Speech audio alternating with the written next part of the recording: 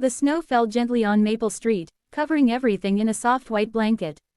The old brick buildings stood quietly in the evening light, their windows glowing warm and yellow against the cold winter air. Street lamps cast circles of light on the snowy sidewalk, creating a peaceful scene that felt like something from a Christmas card. Sarah pulled her blue coat tighter around herself as she sat on the cold concrete steps of the community center.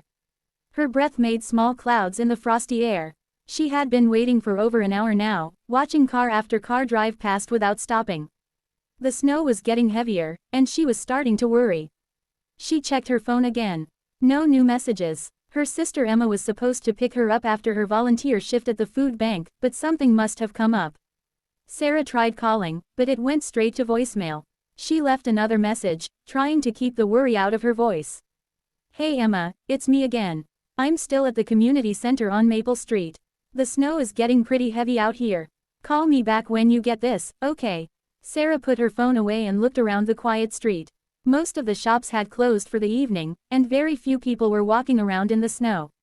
She wrapped her arms around her knees and tried to stay warm. The concrete steps were freezing, even through her jeans. She thought about going back inside the community center, but it had already closed for the night. The security guard had locked up and left 20 minutes ago. Sarah had stayed outside because Emma had said she would be there any minute. That was 45 minutes ago. A black car drove slowly down the street, its headlights cutting through the falling snow. For a moment, Sarah hoped it might be Emma, but the car kept going. She watched it disappear around the corner, leaving her alone again with just the sound of snow hitting the pavement. The cold was starting to get to her. Her fingers felt numb inside her gloves, and her feet were getting cold in her boots. She stood up and walked back and forth on the sidewalk, trying to warm herself up. The snow crunched softly under her feet. As she walked, she noticed a small figure sitting near the building's entrance. It was a little girl, maybe 7 or 8 years old, with dark hair and a red winter coat. She was sitting very still, almost hidden in the shadows between two large planters.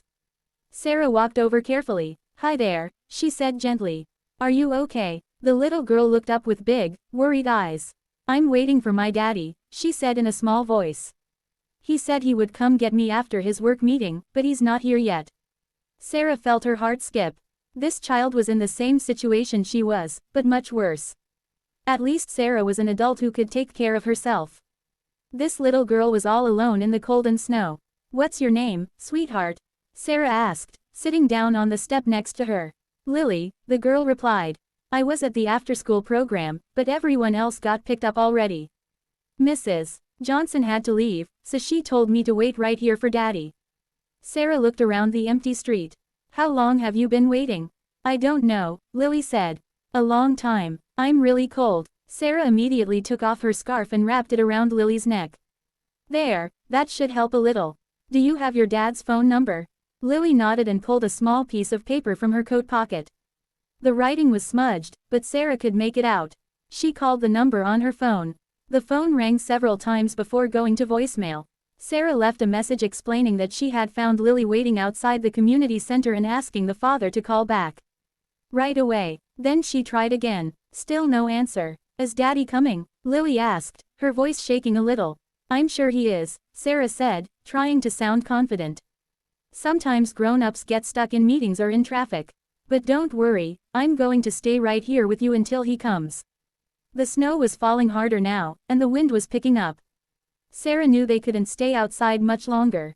She looked around for somewhere warm they could wait, but everything was closed. Then she remembered something. Her neighbor Mr. Chen owned the small cafe just 2 buildings down. He sometimes stayed late to do paperwork. Sarah could see a light on in the back of the cafe. "Lily, how would you like to get out of this snow for a while?" Sarah asked. "I think there might be somewhere warm we can wait." She helped Lily stand up, and they walked carefully through the snow to Chen's cafe. Sarah knocked on the front door, hoping Mr. Chen was still inside. After a moment, she saw a figure moving inside. The door opened, and Mr. Chen's kind face appeared. He was a gentleman in his 60s, with gray hair and wire-rimmed glasses. "Sarah, what are you doing out in this weather?" he asked, then noticed Lily. "And who is this little one?" Sarah quickly explained the situation. Mr. Chen's expression grew concerned as he listened. Of course, come in right away," he said, opening the door wide. You'll both catch pneumonia out there. The cafe was warm and cozy, with the smell of coffee and fresh pastries still in the air. Mr. Chen led them to a table near the front window where they could watch for Lily's father. Let me make you both some hot chocolate, Mr. Chen said, and I have some cookies left over from today. While Mr. Chen prepared their drinks, Sarah helped Lily out of her wet coat and boots. The little girl's cheeks were red from the cold, but she was starting to warm up. This is a nice place, Lily said, looking around at the cheerful cafe with its colorful artwork and cozy lighting. Mr. Chen makes the best hot chocolate in the whole city, Sarah told her. You're going to love it. Mr. Chen brought over 2 steaming mugs of hot chocolate topped with whipped cream and marshmallows. He also brought a plate of chocolate chip cookies, still warm from the oven. Thank you so much, Sarah said. We really appreciate this. It's no trouble at all, Mr. Chen replied. I have a granddaughter about Lily's age. I know how worried I would be if she was stuck outside in weather like this. Lily sipped her hot chocolate and smiled for the first time since Sarah had found her. This is really good, she said. As they sat warming up, Sarah tried calling Lily's father again. This time, someone answered. Hello, came a worried voice. Hi, is this Lily's dad?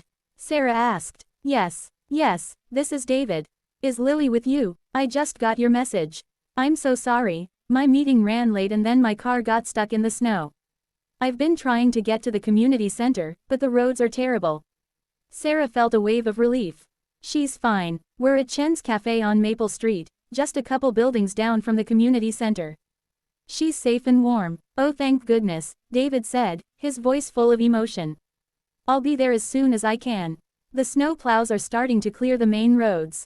Thank you so much for taking care of her. About 30 minutes later, they saw a man hurrying through the snow toward the cafe. He was tall and wearing a dark coat, just like in the image Sarah had been looking at earlier. Lily jumped up from her chair. Daddy, she called out. David rushed into the cafe, his face filled with relief and gratitude. He swept Lily up in a big hug, holding her tight.